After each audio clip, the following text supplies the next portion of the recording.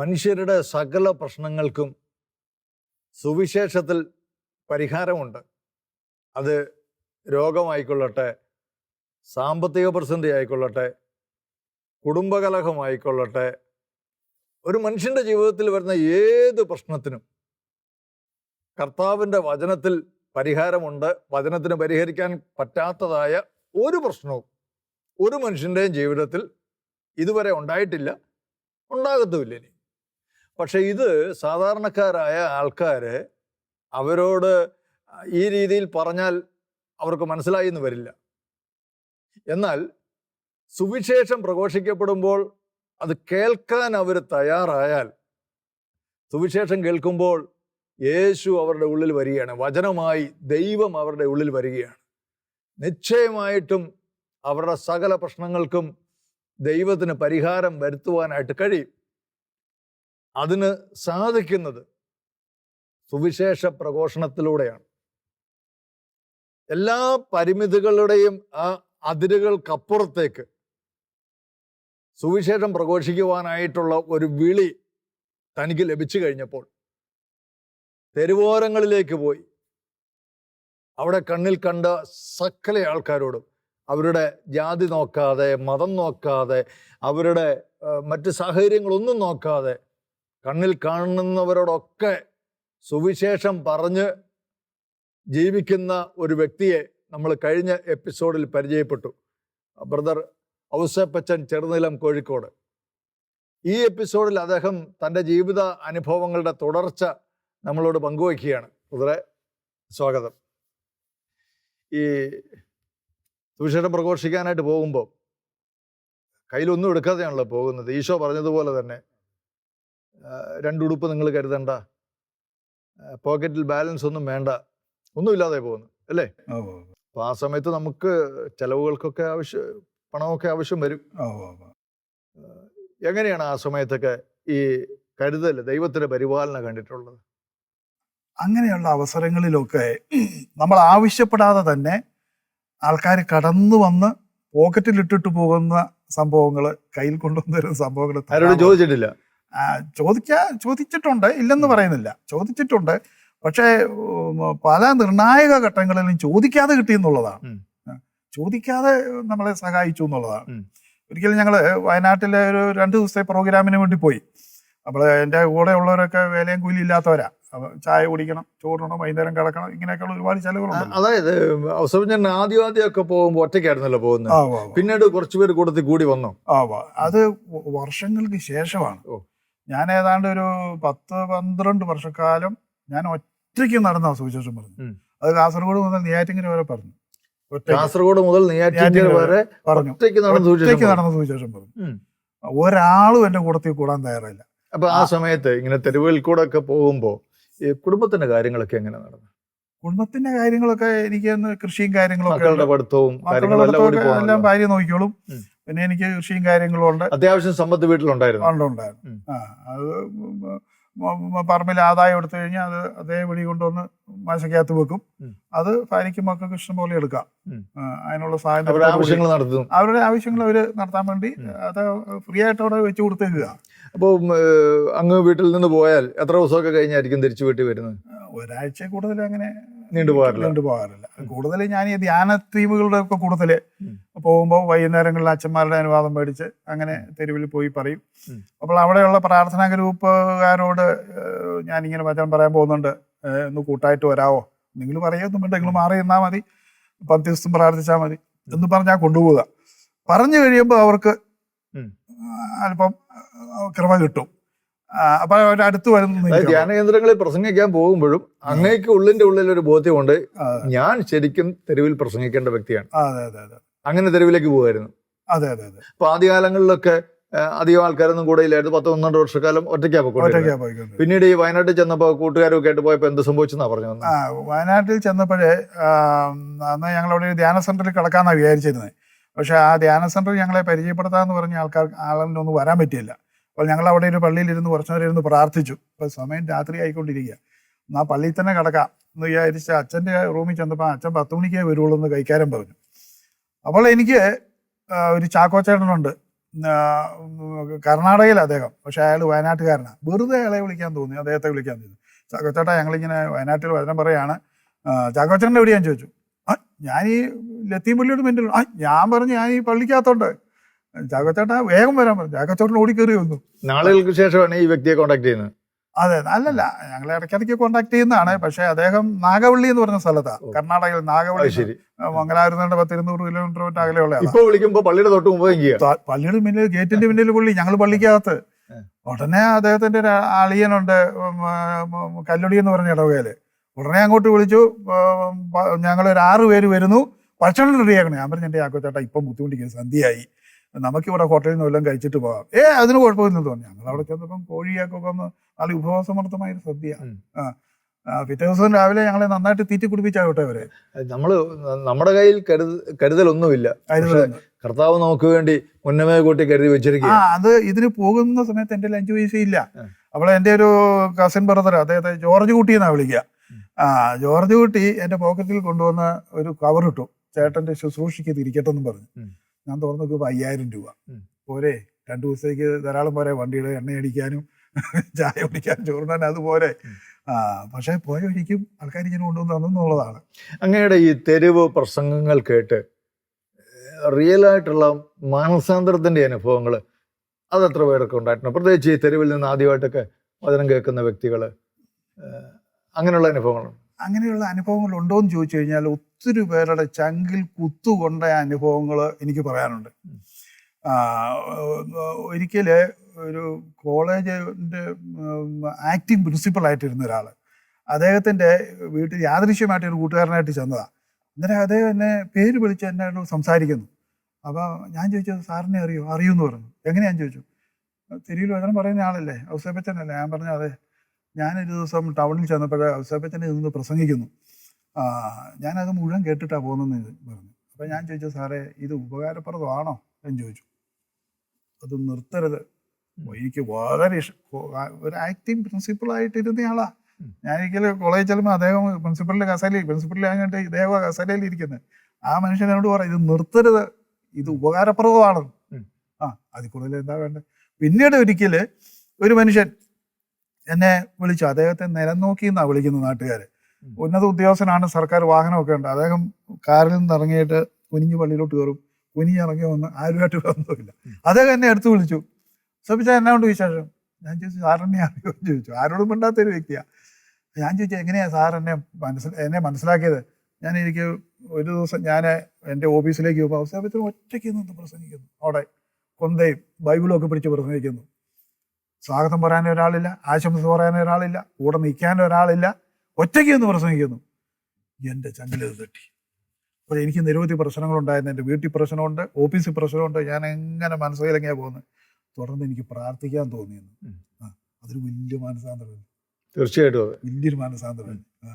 അദ്ദേഹം എന്നിട്ട് അദ്ദേഹത്തിൻ്റെ മറ്റുള്ളവർ അറിയാൻ പാടില്ലാത്ത കാര്യങ്ങളൊക്കെ എൻ്റെ അടുത്ത് തുറന്നു വെച്ചു. ശരി, അത് ശരിക്കും ഒരു മാനസാന്തരത്തിന്റെ ഒരു അനുഭവമാണ്. അദ്ദേഹം ഒരു പ്രാർത്ഥനാ ജീവിതത്തിലേക്ക് കടന്നു വന്നു. അതെ അതെ അതെ അതെ.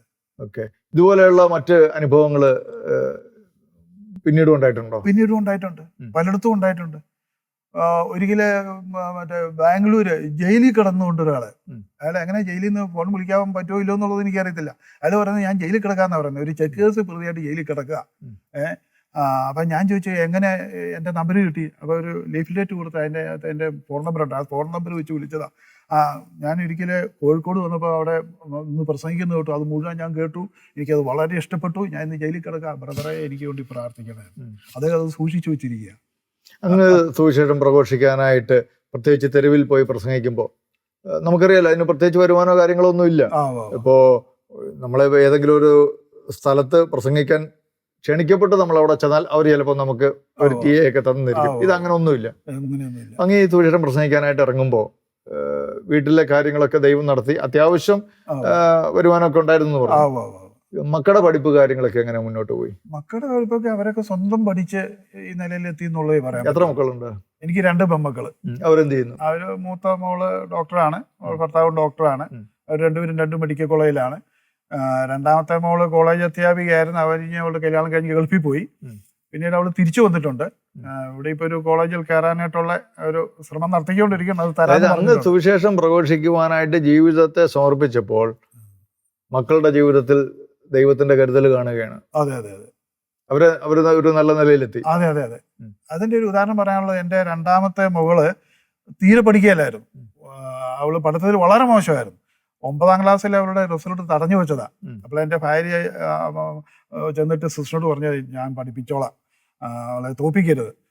അപ്പോൾ സിസ്റ്റർ പറഞ്ഞത്, ഇവളിങ്ങനെ പോയ 10ാം ക്ലാസ് പാസ്സാക്കിയാലെന്ന്. അത്രയും അവൾ പുറകിലോട്ടായിരുന്നു. പക്ഷേ അത് കഴിഞ്ഞ് അവൾ 10ാം ക്ലാസ് പരീക്ഷ എഴുതി, ജസ്റ്റ് പാസ് മാർക്ക് മാത്രം. പിന്നീട് കോഴിക്കോട് പ്രോവിഡൻസ് കോളേജിൽ ഒരു വിധത്തിലാണ് അവൾക്ക് അഡ്മിഷൻ മേടിച്ച് കൊടുത്തത്, മാനേജ്മെന്റ് ഡ്രൈവിൽ. പക്ഷെ ഇതിനിടയ്ക്ക് എൻ്റെ മൂത്ത മോക്ക് മെഡിസിൻ്റെ അഡ്മിഷൻ കിട്ടി.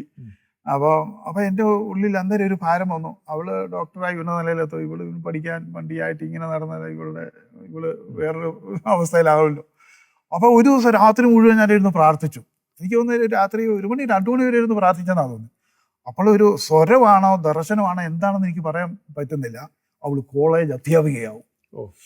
അന്നേരത്തിന് എൻ്റെ ഉള്ളിലുള്ള ദുഃഖങ്ങളെല്ലാം പോയി. ഞാനൊരു പഞ്ഞിക്കെട്ട് പോലെയായി. ഭയങ്കര ധൈര്യം.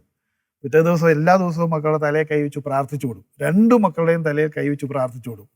അപ്പോൾ ഈ മോള്, കൊച്ചുമോള് വന്നപ്പോൾ ഞാൻ പറഞ്ഞു, മോളെ നീ ഒന്നുകൊണ്ടും പേടിക്കേണ്ടി, ചേച്ചി പഠിച്ച് മെഡിക്കൽ കോളേജിൽ ലെക്ചറാകുമ്പോൾ നീ ആർട്സ് കോളേജിൽ ലെക്ചറാകുന്നു ഈശോ എന്നോട് പറഞ്ഞു. അത് കഴിഞ്ഞാൽ പ്രീ ഡിഗ്രി എക്സാം, അതിനും ജസ്റ്റ് പാസ് മാർക്ക്. ഒരു കോളേജിലും കിട്ടിയാൽ. അവളെ ഒരു ട്യൂട്ടോറിയൽ കോളേജ് ഉണ്ടാക്കി 2 ഡിഗ്രിക്ക്. അതിനിടയ്ക്ക് ഭാര്യ എന്നെ നിർബന്ധിക്കുന്നുണ്ട്, ഇവള് ട്യൂട്ടോറിയൽ കോളേജ് പഠിച്ചു കഴിഞ്ഞാൽ ഇവളെ നമുക്ക് കെട്ടിക്കാൻ പറ്റിയല്ല, ട്യൂട്ടോറിയൽ കോളേജ് പഠിച്ചു ഡിപ്പെൻഡ് പോകും. ഭാര്യ എന്നെ നിർബന്ധിക്കുന്നുണ്ട്. ഞാൻ പറഞ്ഞു, കേരളത്തിൽ ഒരു കോളേജിലും കിട്ടിയല്ല, ഒരു കോളേജിലും കിട്ടിയല്ല. അപ്പോൾ അങ്ങനെ ഇരിക്കുമ്പോഴാണ് പ്രോവിഡൻസ് കോളേജിലെ ഒരു കുട്ടി കമ്മ്യൂണിക്കേറ്റഡ് ഇംഗ്ലീഷ് എടുത്തിട്ട് അത് പഠിക്കാൻ പറ്റിയല്ല എന്ന് പറഞ്ഞാൽ ഇട്ടച്ചു പോയി. അതറിഞ്ഞിട്ട് ആ ഗ്യാപ്പിൽ ഇവളെ അതിനകത്ത് കയറ്റി.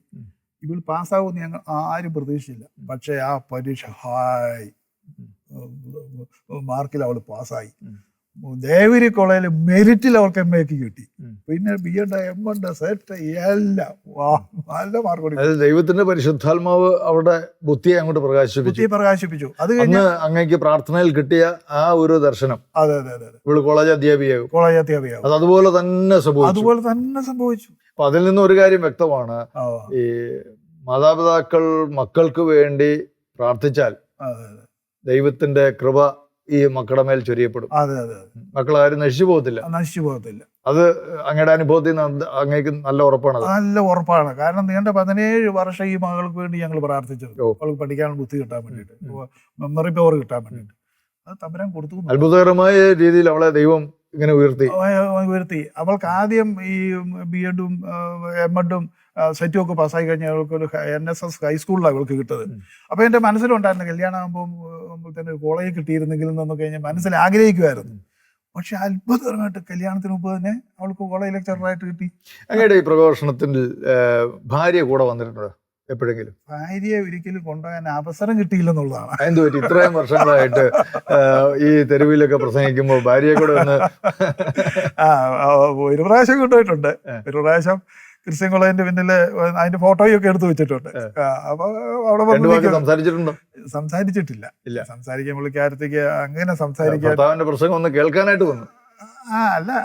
വന്നു തീരുന്ന ഒരു കാര്യം ചോദിക്കട്ടെ, ഈ തെരുവിൽ പ്രസംഗിക്കുമ്പോഴേ അതിനൊരു സാധാരണ വിളി പോരല്ലോ. സാധാരണ ഈ സ്റ്റേജിൽ ഇപ്പൊ പള്ളിക്കകത്തൊക്കെ നിന്ന് പ്രസംഗിക്കാനായിട്ട് ഒരു വിധപ്പെട്ടവരെ കൊണ്ടൊക്കെ പറ്റും. ഒരു പ്രസംഗ ശൈലിയും ഒരു ആവേശമൊക്കെ ഉണ്ടെങ്കിൽ അത് നടക്കും.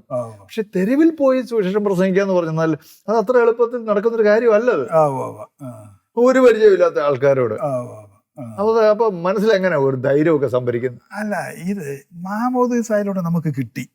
നമ്മളിത് ഉപയോഗിക്കുക എന്നുള്ളതല്ല, അത് എടുത്ത് ചാടുക എന്നുള്ളതല്ലാതെ പലരും ഇന്ന് കേരളത്തിൽ തെരുവിൽ വചനം പറയുന്ന ഒട്ടുമുക്കാലും പേര് കർത്താവിനെ വിളിക്കട്ടെ, ഞാൻ പറയാം കർത്താവിനെ വിളിക്കട്ടെ, വിളി എന്നേ നടന്നു. മാമോദീസായ പ്രശ്നം. അതെ, നമ്മൾ പ്രത്യത്തിരിക്കാത്തത് കൊണ്ട് കർത്താവിനെ വിളിക്കട്ടെ, അപ്പൊ ഞാൻ വരാം. ഇന്നും അനേകര് പറയുന്നത് അങ്ങനെയാ, കർത്താവിനെ വിളിക്കട്ടെ. കർത്താവ് മാമോദീസായിൽ വിളിച്ചു കഴിഞ്ഞു. ഇതാണ് ക്രൈസ്തവന്റെ ധർമ്മവിധ. അത് തന്നെയല്ല പ്രസംഗിക്കുന്നില്ലെങ്കിൽ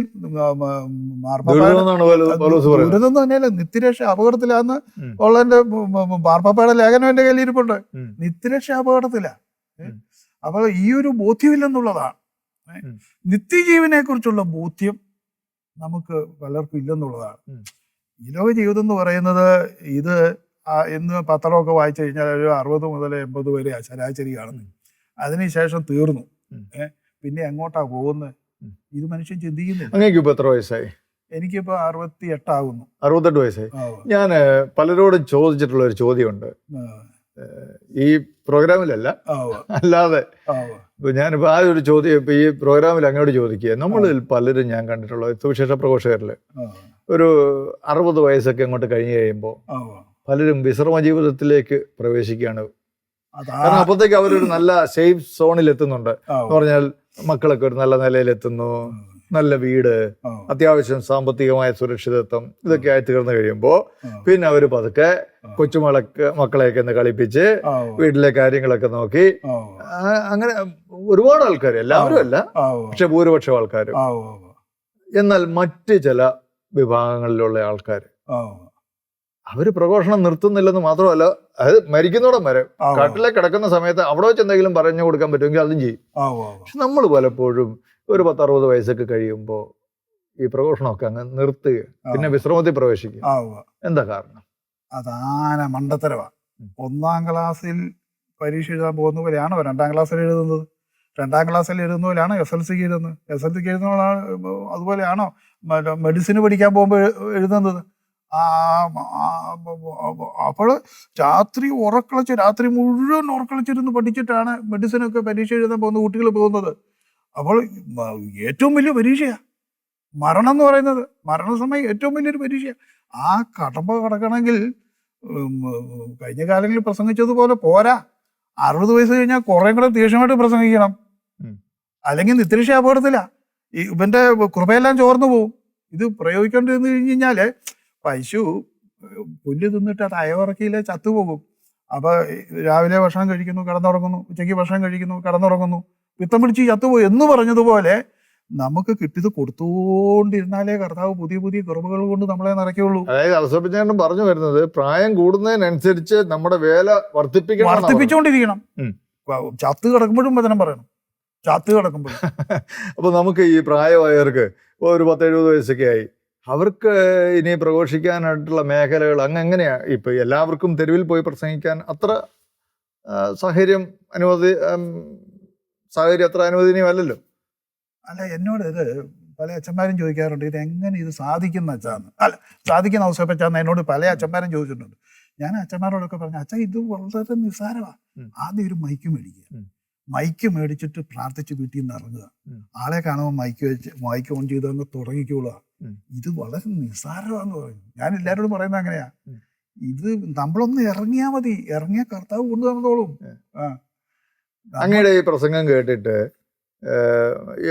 ഇങ്ങനെ ആരെങ്കിലും ഒക്കെ സുവിശേഷം പ്രഘോഷിക്കാനായിട്ട് ഇറങ്ങിയിട്ടുണ്ടോ?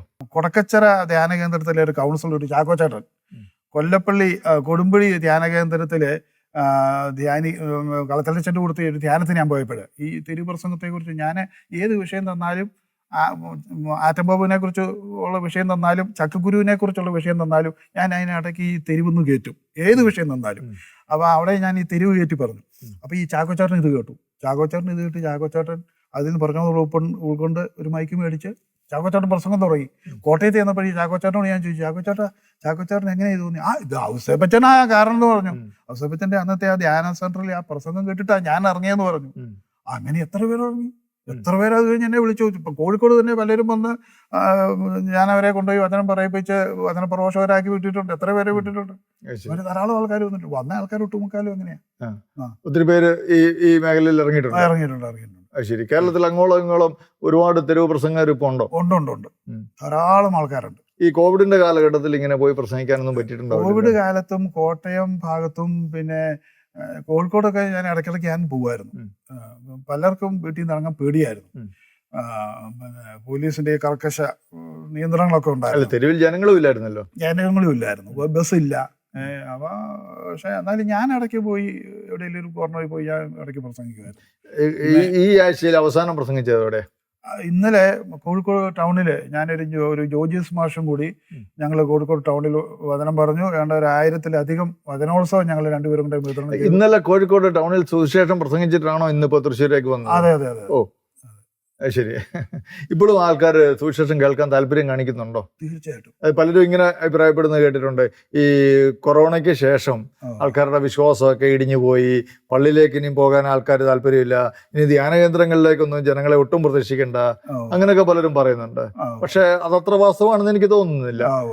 ഈ അങ്ങയുടെ ഈ തെരുവ് പ്രസംഗങ്ങൾ കേൾക്കാൻ ആൾക്കാർ കൂടി വരുന്നുണ്ടായിരുന്നു? അല്ല, നമ്മള് ആൾക്കാർ നിൽക്കുന്നിടത്ത് അങ്ങോട്ട് പോയി സുവിശേഷം കൊടുക്കുകയാണല്ലോ. നമ്മളവിടെ ആൾക്കാരെ വിളിച്ചു വരുത്തുകയല്ല. ഒരു സ്ഥലത്ത് ചെന്ന് കഴിഞ്ഞാൽ അവിടെ ഒരു ബസ് സ്റ്റോപ്പിൽ കുറെ ആൾക്കാരുണ്ടായിരിക്കും. അപ്പം ഞങ്ങൾ അവിടെ വൈകി കൊണ്ടു വെച്ചു, അവരോട് വചനം പറഞ്ഞു. അങ്ങനെ പോവുകയാണ്. അവർ പല ആവശ്യങ്ങൾക്ക് വരുന്നവരായിരിക്കും, യാത്ര പോകുന്നവരായിരിക്കും. ചിലരവിടെ നിൽക്കും, തീരുന്നോട്ടന്മാർ നിൽക്കും. പിന്നെ ചിലരൊക്കെ അർജന്റ് കാര്യങ്ങൾക്ക് പോകുന്നവരായിരിക്കും, ചിലർ ഓഫീസിൽ പോകുന്നവരുണ്ടാവും. അവർക്കൊന്നും നിൽക്കാൻ പറ്റിയല്ല. അല്ലാത്തവർ പലരും അവിടെ നിന്ന് കേൾക്കും. പിന്നെ യേശു എന്നുള്ളൊരു വാക്ക് അവർ കേൾക്കുമല്ലോ. യേശു, അപ്പൊ ഇയാൾ സുവിശേഷം പറയുന്ന ആളാണ്, യേശുവിനെ പ്രഘോഷിക്കുന്ന ആളാണ്. യേശു എന്ന് മനസ്സെങ്കിലും എന്ന് പറയുമല്ലോ. ചിലരെങ്കിലും പരിഹസിക്കുകയോ കളിയാക്കുകയോ അങ്ങനൊക്കെ ചെയ്തിട്ടുണ്ടോ? ഇഷ്ടം പോലെ. കേരളത്തിലെ ഏറ്റവും കൂടുതൽ തെറിയായിട്ട ഒരു വ്യക്തിയാണ് ഞാൻ. അപ്പൊ ആ സമയത്തൊക്കെ അങ്ങ് എങ്ങനെയാ മനസ്സിൽ വിഷമം തോന്നി? ആത്മാർത്ഥമായിട്ട് പറയണം, മനസ്സിൽ വിഷമം തോന്നിയിട്ടുണ്ടോ? ഈ പണിക്ക് ഇറങ്ങണ്ടായിരുന്നു തോന്നിയിട്ടുണ്ടോ? ആദ്യമൊക്കെ എന്റെ മനസ്സിൽ പോകുന്ന ഒഴിച്ച് പിന്നെ ഒരു ഡിജിറ്റൊക്കെ ചിന്തിച്ചു പോയിട്ടുണ്ട്. അതായത് സുവിശേഷം പ്രസംഗിക്കുന്നവനെ എതിർത്താൽ എതിർക്കുന്നവണ്ട് പണി കൊടുക്കണേ. പക്ഷെ അങ്ങനെ ചിന്തിച്ചു പോയിട്ടുണ്ട്. അത് അല്ല, അന്നേരം ഞാൻ പ്ലേറ്റ് തിരിച്ചിടും. കർത്താവേ, ഈ വ്യക്തി സാക്ഷ്യം പറയണം. ഇന്ന വ്യക്തി പ്രസംഗിച്ചപ്പം ഞാൻ അദ്ദേഹത്തിന്റെ പ്രസംഗം തടഞ്ഞതാണ്, അല്ലെങ്കിൽ അദ്ദേഹത്തെ തെറി പറഞ്ഞ ആളാണ്, ഇന്ന് ഞാൻ യേശുവിന്റെ സാക്ഷിയായിട്ട് നിൽക്കുന്നു. ഇത് ചിന്തിച്ചുകൊണ്ട് ഞാൻ പ്രാർത്ഥിക്കുമ്പോ ഉണ്ടല്ലോ, ധൈര്യമായി, ഞാൻ ഫ്രീ ആയി, സന്തോഷമായി. അപ്പൊ ഈ അപമാനത്തെ ഓർത്ത്, കളിയാക്കലിനെ ഓർത്ത് ദൈവത്തിന് നന്ദി പറയാൻ പറ്റും. ഒരു ദിവസം ഞാൻ തിരുവനന്തപുരം തമ്പാനൂർ റെയിൽവേ ബസ് സ്റ്റാൻഡിൽ ഞാൻ ഒറ്റയ്ക്ക് ഞാൻ വെട്ടുതുറ ധ്യാന കേന്ദ്രത്തിലേക്ക് പോവുക. അപ്പോൾ അവിടെ ഒരു തിട്ടയിൽ നിന്ന് വചനം പറയാം. അപ്പോൾ അവിടെ മുന്നിലെല്ലാം ഓട്ടോറിക്ഷകളുണ്ട്, ഓട്ടോറിക്ഷ ഡ്രൈവർമാരുണ്ട്. ഒരുത്തിന് ഇങ്ങനെ വന്നിട്ട് മൈക്കങ്ങ് കോപ്പി ചെയ്തു. അപ്പം അന്ന് എൻ്റെ കയ്യെ മോതിരമുണ്ട്, കഴുത്തെ മാലയുണ്ട്, പോക്കറ്റിൽ മൊബൈലുണ്ട്. അവനവിടെ നിന്ന് വിളിച്ചു പറയാം, ഇവൻ വിദേശ ഗവൺമെന്റിന്റെ ചാരനാണ്, ഇവൻ മതം മാറ്റാൻ വേണ്ടി നടക്കുക, ഇവന്റെ കയ്യെ മോതിരമുണ്ട്, കഴുത്തെ മാലയുണ്ട്. വീട്ടിൽ വന്നിട്ട് ആദ്യം ചെയ്ത് ഈ വളയും മോതിരം ഊരി പള്ളിക്ക് കൊടുത്തു. ഞങ്ങളുടെ പള്ളി പണിയായിരുന്നു. മോതിരം ഊരി മാതാവിന് കൊടുത്തു, മാല മക്കൾക്കും കൊടുത്തു. എല്ലാം സ്വർണ്ണം എല്ലാം ഉപയോഗിച്ചു. അതിന്റെ പേരിലാരും തെറി പറയരുത്. പക്ഷെ അന്ന് ഇയാൾ എന്നെ ഭയങ്കരമായിട്ട് ഇത് എന്നെ എതിർത്തു. പക്ഷെ ആ ഓട്ടോറിക്ഷക്കാരെല്ലാവരും കൂടെ വളഞ്ഞു വന്നിട്ട്, ആരെയായിട്ട് കൂടെ മതം മാറ്റിയത്? അയാൾ പറഞ്ഞ നല്ല കാര്യമല്ലേടൂ. അയാൾ ഉടനെ പൂച്ച പോലെയായി. പക്ഷെ ആദ്യം എനിക്ക് വിഷമം തോന്നിയെങ്കിലും ഞാൻ ബസ്സിലിരുന്ന് ഞാൻ പ്രാർത്ഥിച്ച, കർത്താവേ, ഇതുപോലെ ഒരു സാക്ഷ്യം ആ മകന്റെ വാക്കിൽ കൂടെ കേൾക്കാൻ, നാവിൽ കൂടെ കേൾക്കാനൊരു അവസരം തരണേന്ന് പറഞ്ഞ് പ്രാർത്ഥിച്ചപ്പം കംപ്ലീറ്റ് ഫ്രീ ആയി. എന്റെ ഉള്ളിൽ നഷ്ടപ്പെട്ട ആ സന്തോഷം തിരിച്ചു കിട്ടി, ഇരട്ടിയായിട്ട് കിട്ടി. മരിച്ചു കിടന്നാലും സുവിശേഷം പ്രഘോഷിക്കണമെന്ന് അങ്ങ് അല്പം മുമ്പ് പറയുകയുണ്ടായല്ലോ. ഇനിയുള്ള നാളുകളിലും എന്തെല്ലാം പ്രതികൂലങ്ങൾ ജീവിതത്തിൽ വന്നാൽ പോലും, നമുക്ക് രോഗങ്ങളും ഒക്കെ അങ്ങനെ വരാതിരിക്കട്ടെ, പക്ഷെ വന്നാൽ പോലും, രോഗിയായി കട്ടിലിൽ വീഴേണ്ട സാഹചര്യം വന്നാലും പറ്റുന്നത് പോലെയെല്ലാം സുവിശേഷം പ്രഘോഷിക്കണം എന്ന് തന്നെയാണോ അങ്ങയുടെ തീവ്രമായ ആഗ്രഹം? തീർച്ചയായിട്ടും. കോവിഡ് കാലത്ത് എനിക്കൊരു അസുഖം വന്നു, എൻ്റെ പാൻക്രിയാസിന് ഒരു നീര് വന്ന് ഞാൻ മെഡിക്കൽ കോളേജ് 10 ദിവസം കിടന്നു. ഡോക്ടർ 3 മാസത്തെ ബെഡ് റെസ്റ്റ് ആയിരുന്നു. ഞാൻ 1 മാസം കിടന്നുള്ളൂ. ഭാര്യയോട് പറയാതെ ആരാധന ചാപ്പലിൽ പോകാന്ന് പറഞ്ഞ് തിരുവമ്പാടിക്ക് സ്കൂട്ടർ എടുത്ത് പോയി സുവിശേഷം പറഞ്ഞവനായ 1 മാസം കഴിഞ്ഞപ്പം. അതുകൊണ്ട് ഈ രോഗവും തകർച്ചയും ഒന്നും എനിക്ക് പ്രശ്നമില്ല. ഇന്ന് ഏത് വീട്ടിൽ ചെന്ന് കയറാനും ആരോട് സംസാരിക്കാനും എനിക്കൊന്നൊരു തടസ്സമില്ലെന്നുള്ളതാണ്. പണ്ട് അങ്ങനെയല്ലായിരുന്നു. ഒരു ചടങ്ങിനൊക്കെ വിളിച്ചു കഴിഞ്ഞ് കഴിഞ്ഞാൽ ഞാൻ ഏറ്റവും പുറകെ പോയിരിക്കും, ആരെയും കാണിയല്ല. പെട്ടെന്ന് കഴിച്ചിട്ട് ആരെയും അന്വേഷിക്കുകയാണ്, കണ്ടില്ലല്ലോ, അന്നേരം ആരെങ്കിലും മകൾക്ക് ഉണ്ടായിരുന്നു, ഏഴുണ്ടായിരുന്നു, മൂലിക്ക് 20 വർഷം കഴിച്ചു. അങ്ങ് ഈ കല്യാണ വീട്ടിൽ പോയാലും മരണ വീട്ടിൽ പോയാലും ഈ മൈക്ക് സെറ്റും ഒക്കെ ആയിട്ടാ പോകുന്നെന്ന് പറഞ്ഞു. അപ്പൊ അങ്ങനെയുള്ളടത്ത് ചെല്ലുമ്പോ സുവിശേഷം പ്രസംഗിക്കാനുള്ള അവസരം ഉണ്ടാക്കിയെടുക്കുകയോ? ഇപ്പൊ എനിക്ക് കുടുംബങ്ങളിൽ നടക്കുന്ന ചടങ്ങുകൾക്ക് ഈ അടുത്തകാലത്ത് കർത്താവ് തന്ന ഒരു അനുഗ്രഹമാണ്.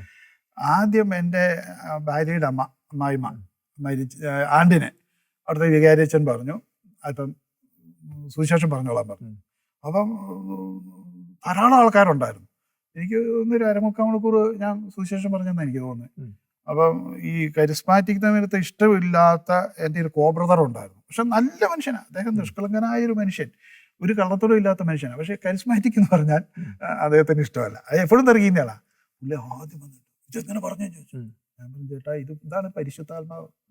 ചേട്ടനെ ഇനി പ്രാർത്ഥിച്ച് പരിശുദ്ധാത്മാവിനെ പ്രാപിച്ചില്ലെങ്കിൽ അങ്ങ് മുള്ളോട്ട് പൊങ്ങിയല്ല, ബലൂണിനകത്ത് ഹീലിയം നിറച്ചാൽ പൊങ്ങും, അല്ലെങ്കിൽ പൊങ്ങിയിലൂടെ കിടക്കും. ചേട്ടനെ ഇനി പ്രാർത്ഥിച്ച് ഒരുങ്ങിയിരിക്കണം എന്ന് പറഞ്ഞു. 2 മാസം കഴിഞ്ഞപ്പോ ഈ ചേട്ടൻ അറ്റാക്ക് ആയിട്ട് മരിച്ചു. ഇത് പറഞ്ഞുണ്ടല്ലോ കേട്ടോ. എന്നാലും അവസാനത്തെ കാലത്ത് കേട്ടു അത് ഞാൻ ശക്തമായിട്ട് പറഞ്ഞു. പുള്ളി എന്റെ മുഖത്തോട്ട് ഇങ്ങനെ കണ്ണടയ്ക്കാതെ ഇങ്ങനെ നോക്കി നിന്നു. അപ്പൊ എന്തോ ഉണ്ടെന്ന് അദ്ദേഹത്തിന് മനസ്സിലായി. കുറെ ഞാൻ പറഞ്ഞു തീരുന്നിടം, ഞാൻ കുറഞ്ഞ നേരം പറഞ്ഞു പുള്ളിയോട് സുവിശേഷം പറഞ്ഞു. അത് തീരുന്നിടം വരെ എന്നെ ഇങ്ങനെ സൂക്ഷിച്ച് നോക്കിക്കൊണ്ടിരുന്നു. അപ്പൊ അത് അദ്ദേഹത്തിന് ചങ്കി തട്ടി എന്നുള്ളതല്ലേ. വചനം ആരുടെ അടുക്കിലേക്ക് വരുന്ന അവന് ശിഷ്യൻ. യോഹന്നാന്റെ സുവിശേഷം 8:31 അവനെ ചങ്ക് തുറന്നൊന്ന് പ്രാർത്ഥിക്കാനും പറ്റും. അവനെ ചങ്ക് തുറന്നു. വചനമില്ലാത്ത പ്രാർത്ഥനയും പ്രാർത്ഥനയില്ലാത്ത വചന പ്രഘോഷണവും അത് ഫലരഹിതമാണെന്ന് വിശുദ്ധരൊക്കെ പറഞ്ഞിട്ടുണ്ട്. അപ്പം വചനത്തിന്റെ അടിത്തറയില്ലാത്ത പ്രാർത്ഥന ശക്തിഹീനമാണ്, അത് മുന്നോട്ട് പൊങ്ങിയല്ല. അതായത് അങ്ങ് പറഞ്ഞു വരുന്നത് നമ്മുടെ ഹൃദയത്തിന്റെ ആഴത്തിൽ നിന്ന് തിരുവചനത്തിലൂടെ ഉള്ള പ്രാർത്ഥനകൾ ഉയരണം. അതെ അതെ അതെ. അപ്പൊ നമ്മൾ പാരമ്പര്യമായിട്ട് ഇതുവരെ പഠിച്ചു വെച്ചിരിക്കുന്ന, കാണാപ്പാടം പഠിച്ചു വെച്ചിരിക്കുന്ന ചൊല്ലി തീർക്കുന്ന പ്രാർത്ഥനകളുടെ പ്രസക്തിയോ? അല്ല, ചൊല്ലി തീർക്കുന്ന അത് സഭയുടെ പ്രാർത്ഥനയാ. അതും നമ്മൾ പ്രാർത്ഥിക്കണം.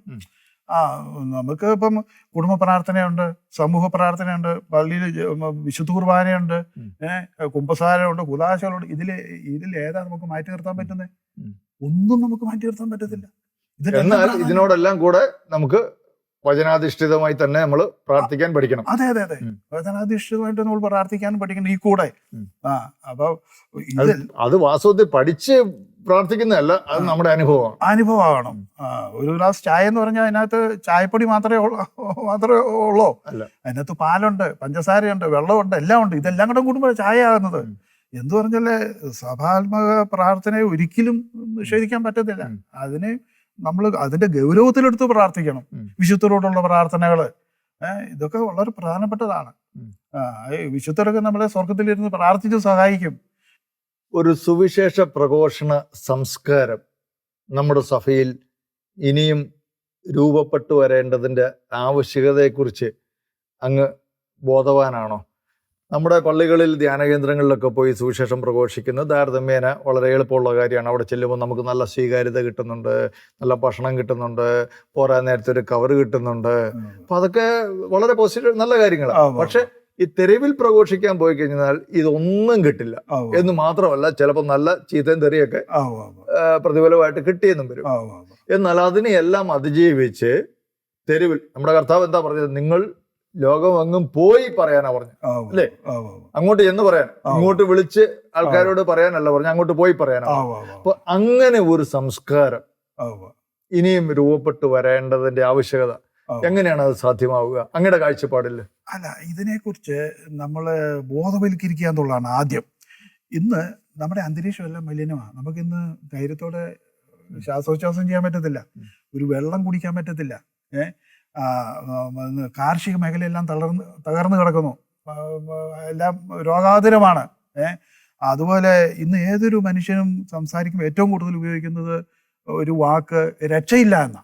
കച്ചവടക്കാരനെ ചോദിച്ചാൽ ഒരു രക്ഷയില്ല, കച്ചവടം കൊണ്ട് രക്ഷയില്ല, ഉദ്യോഗസ്ഥനോട് ചോദിച്ചാൽ ഇതുകൊണ്ട് രക്ഷയില്ല. ഏത് തരത്തിലുള്ളവരും പറയുന്നത് രക്ഷയില്ലെന്നാ പറയുന്നത്. എന്താ അതിന്റെ അടിസ്ഥാന കാരണം? എന്താ? ലോകമെങ്ങും പോയി സകല സൃഷ്ടികളോടും സുവിശേഷം പറയാനാ പറഞ്ഞു. മനുഷ്യരോട് മാത്രമല്ല. ACC പുണ്യാളൻ മത്സ്യങ്ങളോട് പ്രസംഗിച്ചു. ഒരു കരടിയെ കൂടത്തിക്കൊണ്ട് നടന്ന ചരിത്രം പറയുന്നുണ്ട്. അപ്പോൾ ഈ വചനമെന്ന് പറയുന്നത് ഈ പ്രപഞ്ചത്തിന് വേണം. ഈ അന്തരീക്ഷം ശുദ്ധീകരിക്കണമെങ്കിൽ മനുഷ്യനെ ശുദ്ധീകരിക്കേണ്ട. യോഹന്നാന്റെ സുവിശേഷം 15:3 ഈ വചനം നമ്മളെ ശുദ്ധീകരിക്കും. കിണറിനകത്ത് ക്ലോറിൻ ഇടുമ്പോൾ ആ വെള്ളം ശുദ്ധീകരിക്കുന്നത് പോലെ സങ്കീർത്തനം 119:15 പറയുന്നു, അങ്ങയ്ക്കെതിരെ പാപം ചെയ്യാതിരിക്കേണ്ടതിന് അങ്ങയുടെ വചനം എന്റെ ഹൃദയത്തിൽ സൂക്ഷിച്ചിരിക്കുന്നു. അതായത് ഓരോരുത്തരും പൗലോസ്ലീഹ ചിന്തിച്ചതുപോലെ ഞാൻ സുവിശേഷം പ്രസംഗിക്കുന്നില്ല, എനിക്ക് ദുരിതം എന്ന് മനസ്സിലാക്കിക്കൊണ്ട് സുവിശേഷത്തിനായി, സുവിശേഷ പ്രഘോഷണത്തിനായി സ്വയം സമർപ്പിക്കാൻ തയ്യാറാകണം. അതിനുള്ള ഒരു കൃപ നമ്മുടെ ജനത്തിന്റെ മേൽ പകരപ്പെടട്ടെ. വരുന്ന കാലഘട്ടത്തിൽ, ഈ കോവിഡാനന്തര കാലഘട്ടം സുവിശേഷ പ്രഘോഷണത്തിന്റെ ഒരു വലിയ കാലമായി മാറട്ടെ എന്ന് നമുക്ക് ഒരുമിച്ച് പ്രാർത്ഥിക്കാം. കഴിഞ്ഞ 2 എപ്പിസോഡുകളിലായിട്ട് നമ്മുടെ ഷെക്കേന ടെലിവിഷന്റെ പ്രേക്ഷകരോട് അനുഭവങ്ങൾ, തീപിടിച്ച അനുഭവങ്ങൾ പങ്കുവച്ചതിന് പ്രത്യേകം നന്ദി.